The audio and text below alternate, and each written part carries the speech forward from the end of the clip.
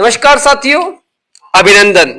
आशा है आप सभी ने मेरे चैनल मिस्टर लवत को सब्सक्राइब कर लिया होगा। साथियों, मैं आज एक अहम बात एज मोटिवेशनल कहने आया हूं। जब आपने अगर सकारात्मक लक्ष्य हासिल कर लिया है तो सफलता निश्चित मिलती है।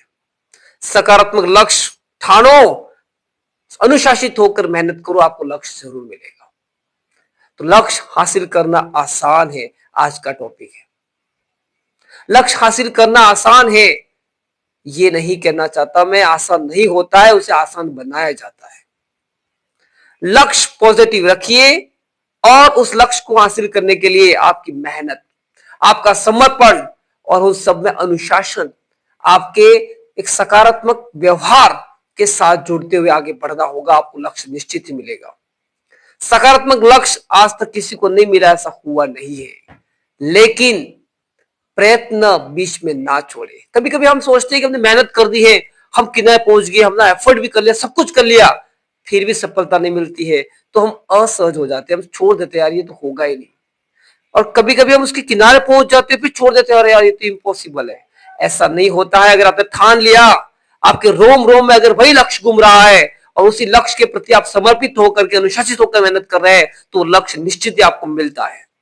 तो बहुत से एग्जाम्पल्स इस दुनिया में है जिन्होंने धरातल से उठते हुए उस लक्ष्य को हासिल किया है। कभी आप सोच सकते नहीं कि व्यक्ति वहां पहुंच सकता है, लेकिन वो पहुंचा है। क्यों? क्योंकि उसने या उन्होंने अपने लक्ष्य को साधे रखा है। जहां खड़े रहे, जहां बैठे, उन्होंने लक्ष्य की बात की है।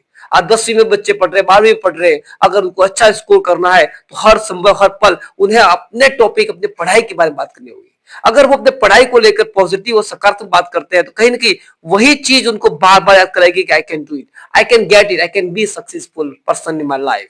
क्योंकि जीवन का सक्सेस 10th से शुरू होता है। अगर 10th में बेहतर बनाए तो आप आगे और बेहतर कर सकते हैं। यही मैं चाह रहा हूं कि लक्ष्य ठानिए, छूट जाइए, अनुशासित होकर मेहनत कीजिए। किसी को छुपाने से क्या होगा? मैंने ये पढ़ लिया, यही नहीं, आप दिखाओ, आप कर सकते हो। आप प्रूव करके बताइए कि आप अच्छे अंक हासिल कर सकते हैं, आप में क्षमता है। कमजोर वही होता है जो अपने मन के विचारों में नेगेटिविटी लेकर के आई कांट डू ऐसा सोचता है, वही कमजोर होता है। बाकी इस दुनिया ने, भगवान ने सबको सामर्थ्य दिया है, सबको बुद्धि दी है, सबको कार्य करने के प्रति भाव दिए हुए है। लेकिन वो किसके साथ रहता है, किस तरह का मेलतोल रहता है और उस विचारों को किस तरह वो सहज रूप से आगे बढ़ाने का प्रयास करता है, वो सब चीज डिपेंड करती है व्यक्ति के ऊपर। इसलिए तो 10th में बैठा हुआ है वो कभी असत फील नहीं करे। अगर मेरे लायक भी कोई काम हो तो आप जरूर मुझसे बात करें, मैं हमेशा तैयार और तत्पर रहूंगा। क्योंकि लक्ष्य मिलने के बाद आपका जीवन और बेहतर होगा और आप बहुत बड़ी मुकाम हासिल करने का प्रयास करते रहेंगे। साथियों, देखो लक्ष्य जो चीज होती है, जितना बड़ा लक्ष्य उतनी बड़ी, जितनी बड़ी लक्ष्य होगा उतनी बड़ी आपको जॉब, प्रॉपर्टी, हर चीज में आप आगे बढ़ोगे। तो लक्ष्य बड़ा रखिए और अगर आपकी कैपेबिलिटी नहीं है तो लक्ष्य छोटा रखिए, उस लेवल का जिसको आप हासिल कर सके। कभी कभी लोग क्या होता है, इतना बड़ा लक्ष्य ले लेते हैं जो जीवन में हासिल करना इम्पॉसिबल भी हो सकता है। ये मेरी कहने की बात है। तो मेरा जो बच्चे पढ़ रहे हैं उनको कहना है कि आपका लक्ष्य अभी पढ़ाई का ही होना चाहिए कि मुझे इतने अंक, अंक मतलब स्किल्ड अंक, अंक का मतलब ये नहीं कि मार्क्स पे डिपेंड, आप स्किल्ड होने चाहिए ताकि आप जीवन में आगे भी बेहतर कार्य करके बढ़ सकते हो। और भी मेरा कहना है कि जो आरपीएससी की तैयारी कर रहे हैं उनको भी अपना लक्ष्य ठान लेना चाहिए। क्योंकि लक्ष्य, अगर जिन्होंने भी लक्ष्य ठान लिया है उनको सफलता मिली है, और जिन्होंने लक्ष्य ठान करके बीच में अनुशासन तोड़ते हुए, अरे होगा चलेगा ऐसा सोचते हुए आगे बढ़े, वो नहीं सफल हुए। सफलता में सबसे पहला है आपका अनुशासन। आपको अनुशासित होकर काम करना पड़ेगा, एक टाइम टेबल बनाना होगा, उस टाइम टेबल के अनुसार पालना भी करनी होगी। दूसरा आपका समर्पण, आपके समर्पण होना चाहिए उसमें कि मेरे को इतने घंटे बैठना है, पढ़ना ही है। तीसरा आपका हार्ड वर्क, कठिन मेहनत, मेहनत तो करनी पड़ती है। और चौथा, आप उस चीज को अपने व्यवहार से जोड़े, अपने एटीट्यूड से जोड़े और कहीं भी अपने अंदर अहंकार वो चीज ना लाए तो ये लक्ष्य निश्चित ही मिलता है। मैं खुद बात करता हूं, मेरा एक अभियान चल रहा है, निःशुल्क अंग्रेजी शिक्षण अभियान। गांव गांव, ढाणी ढाणी जाकर के मैं निःशुल्क पढ़ाता हूं। अगर मैं किसी के प्रांगण में पढ़ाता हूं और मैं असहज फील करूंगा तो मेरा अभियान आगे कैसे बढ़ेगा? उस लक्ष्य को हासिल करने के लिए मैं किसी के आंगन में पढ़ा देता हूं। ये शुरुआत किए हुए 5-6 महीने हो गए और अभी 700-800 बच्चे इस चीज का लाभ ले चुके।